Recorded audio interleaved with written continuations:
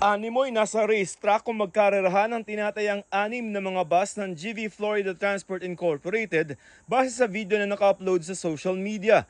Naka-fast forward ang viral video pero makikita pa rin kung paano mag-unahan ng mga bus. Ang ilang kinakain pa ang kabilang linya ng National Highway sa Dia de Cordon Road sa Nueva Vizcaya.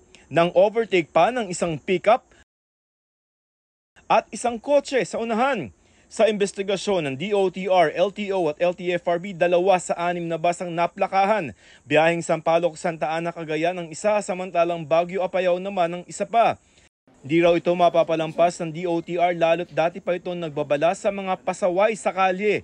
Kala mo, ginawa nilang sports car yung mga bus nila. Kaya sinuspinde ng DOTR ang 15 bus ng Florida sa 2 ruta na ito at hindi ito pwedeng mamasada doon sa loob ng 1 buwan. The risk is there. Tsaka nagkakarera eh. Saan ako ngayon ako nakakita, 6 na bus na nagkakarera sa kalye. Bus ha. It's either loko-loko yung mga driver na yon, high, or lasing. Iniimbestigahan ng LTO kung sino-sino yung mga driver ng mga nagkakarerang bus at posibleng masuspinde ang kanilang mga lisensya.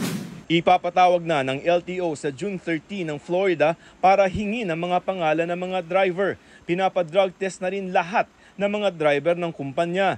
Naglabas din ng show cause order ang LTFRB laban sa Florida para pagpaliwanagin sa June 25. Ang pamunuan ng Florida humingi ng paumanhin. Taliwas daw sa standards ng kanilang kumpanya ang nakita sa video at ina-address na nila ito. Tiniyak nila sa publiko na prioridad daw nila ang kaligtasan ng publiko. Hindi porket walang nasaktan, walang nadisgrasya, ganun-ganun na lang. Apology not accepted. Paano kung may namatay doon?